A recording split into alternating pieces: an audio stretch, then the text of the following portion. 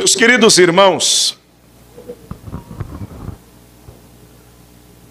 o evangelista Lucas, ele, após fazer uma breve introdução, mostrando a princípio a Teófilo os métodos que ele utiliza de pesquisa, os meios que ele recorrera para lhe apresentar aquilo que nós conhecemos como o Evangelho de Jesus Cristo, segundo Lucas.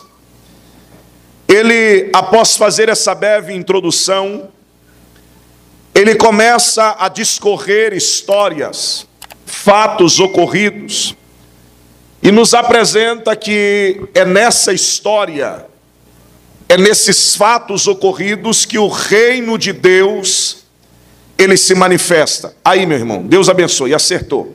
Mantém aí e no final te dou um abraço. E quando Lucas, ele nos apresenta a manifestação do reino de Deus, eu também preciso ressaltar que Lucas é o evangelista do Novo Testamento que mais fala-nos acerca dos pobres, aflitos e necessitados. Ele é o evangelista ou escritor do Novo Testamento que mais favorece essa classe menos favorecida. Lucas, ele começa a nos apresentar que Jesus, João Batista, além de fazer parte do projeto de Deus, é uma resposta de Deus ao clamor dos oprimidos. Quando Lucas começa o seu evangelho, debaixo da direção divina, Lucas, ele tem uma particularidade. Lucas começa o seu evangelho no templo. E se você analisar o fim do seu evangelho, ele também termina nas cercanias do templo. Mas por que Lucas, ele começa na região do templo e termina também na região do templo? É porque Lucas está nos apresentando um povo que vive debaixo de um regime teocrático. O que é um governo ou um regime teocrático? A teocracia nada mais é do que um povo que é governado por Deus. Só que dentro dessa teocracia, você pode dizer, pregador, o povo de Israel tinha rei. Se tem rei, então é monarquia. Mas todo o sistema monárquico de Israel, ele é subordinado ao governo divino. É tão verdade que Deus não diz, achei a Davi o meu rei. Deus diz, achei a Davi o meu servo. Todos aqueles que se assentavam no trono em Jerusalém, eles eram subordinados ao governo de Deus. É tão verdade que por causa da desobediência desses reis, Deus levanta o reino da Síria, Deus levanta o reino de Babilônia e permite levar o povo hebreu em cativeiro, para mostrar que quem está no controle é Ele. Todo o sistema de Israel está debaixo do controle divino.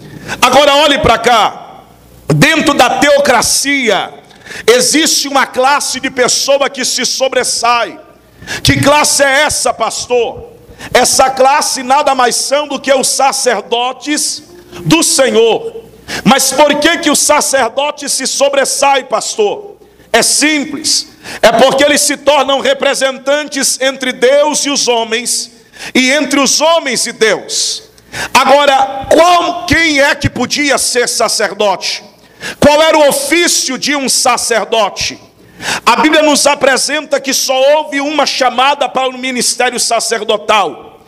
Essa chamada ocorreu através da vida de Moisés, quando Deus lhe disse, você vai separar Arão, o seu irmão, da tribo de Levi, e vai selecionar toda a sua descendência, e ela me servirá diante do meu altar.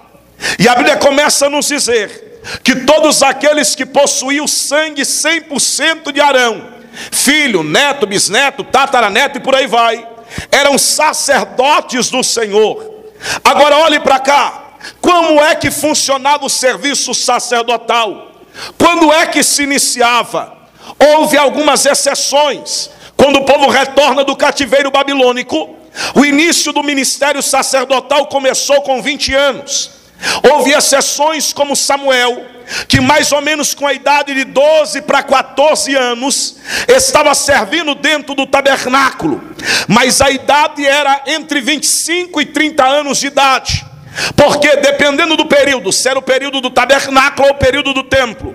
Mas quando o jovem chegava a esta altura da idade, ele ia até o sumo sacerdote, apresentava-se ao mesmo. Agora ele comprovava a sua descendência. Após comprovar que era filho de um sacerdote, ele passaria por um exame minucioso, da cabeça à planta dos pés. Não havendo nenhum defeito físico que o abonasse, ele agora poderia iniciar o serviço sacerdotal, passando por um período de consagração de 7 dias consecutivos. Aquela hora que eu falei que estava bom, daquele jeito estava maravilhoso, eu já comecei a forçar o pulmão. Agora olhe para cá. Quando eu faço essa afirmação, eu também preciso dizer como funcionava o serviço dentro do templo. Por causa da quantidade excessiva de sacerdote, principalmente nos dias de Jesus, eles eram divididos em 24 grupos distintos. Quando Davi começa a preparar preparativos para a construção do templo, ele se preocupa junto com seu filho Salomão em organizar o serviço sacerdotal. Por causa do serviço ser extenso, começava às 6 da manhã e terminava às 18, de segunda a segunda, de janeiro a janeiro, sol, chuva, frio, calor. O serviço era pesado e extenso no templo. Aí agora os sacerdotes foram divididos em 24 grupos distintos. Cada grupo possuía a sua liderança própria, e este grupo sendo liderado por alguém como Zacarias, que era liderado pelo grupo de Abias, ele trabalhava por 1 semana dentro do templo. Agora olhe que interessante, o serviço no templo durava 1 semana para cada grupo. Todos os dias quando você ia no templo, você tinha 300 sacerdotes ao dispor do povo que ia adorar. Era 300 sacerdotes para trabalhar aquela semana.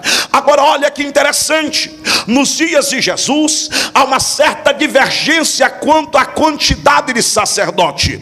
Uns dizem 18.000 sacerdotes, outros dizem 1.800, ou melhor dizendo 8.400. Outros dizem, podem afirmar, e há um comum acordo, que nas regiões de Jerusalém existia 1.500 sacerdotes residindo. Por que eu te falo isso? Para você entender o que nós acabamos de ler. Só que agora existem algumas perguntas. Aí existe uma pergunta que surge no meio do povo, principalmente dentro do século 21. Levita e sacerdote é a mesma coisa? Não. Tem gente que acha que levita fazia o serviço de sacerdote. Quem podia ser levita? Sacerdote é todos aqueles que pertencem à tribo de Levi, mas são a descendência de Arão. Quem eram os levitas? Eles eram parentados, eram parentes, tinham parentescos com Arão. Era primo, era tio, era sobrinho e por aí vai. Pertenciam à tribo de Levi. E qual era o serviço dos levitas, pastor? Eu te respondo: o serviço dos levitas era cuidar do tabernáculo, era cuidar do templo. Qual era a função de um levita naquela época? Levita eram os faxineiros, levita era quem cuidava da segurança do templo. A Bíblia diz que Jesus foi aprisionado no horto do Getsemane pelos guardas do templo. A expressão guarda do templo não está se referindo a soldado romano. Soldado romano era proibido de entrar no templo, só entrava se houvesse algum motim, e era profanação. Os guardas do templo ali nada mais era do que levita. Quando Pedro corta a orelha de um dos soldados por nome de Malco, ele está cortando a orelha de um levita. pastor, por que o senhor está dizendo isso? Para tentar ser útil ao reino de Deus e corrigir um equívoco, porque muita gente hoje nada contra quem canta, nada contra quem toca, só porque canta e toca diz eu sou levita. Não, você é músico, você é cantor, você é adorador. Levita, se fosse para ter, era o porteiro, era o cooperador, era o diácono. Se você achasse no direito de bater no peito e dizer eu sou levita, eu te convido a pegar o esfregão e varrer a igreja, a colocar banquinho no lugar, a servir água, a colocar tudo para funcionar. Aí talvez você pode dizer eu sou levita. Mas vamos prosseguindo.